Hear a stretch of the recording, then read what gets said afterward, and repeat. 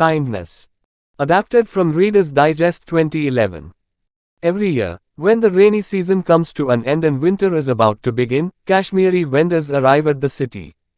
They travel around the city to sell their handcrafted shawls, purses, blankets and even carpets.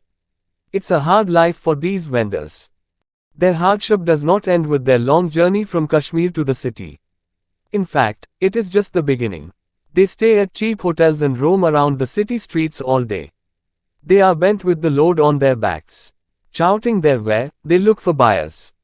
I would have never known all this if it were not for a chance meeting with a couple of Kashmiri vendors at my brother-in-law's house. We were seated in my brother-in-law's veranda when two Kashmiri vendors, who looked like father and son, came in. The younger man carried a bundle on his back, while the other, frail and old, called attention to their wares in a sufficiently loud voice: Kashmiri shawls. Kashmiri shawls. I was surprised when my brother-in-law called the vendors in. I was sure that he needed nothing from them. But he began examining their shawls and short jackets. His wife, my sister, who was in the kitchen, got busy making tea. She knew that her husband wouldn't buy anything from vendors. I felt sorry for them. When my brother-in-law asked me to buy something, I politely declined. He then started chatting with the vendors about their families and their homeland. As they narrated the details of their different lives, I felt sad and guilty at being a party to such behavior. But my brother-in-law suddenly called out to his wife and asked her to serve the visitors something to eat, since they would be hungry. She quickly brought some food into the veranda.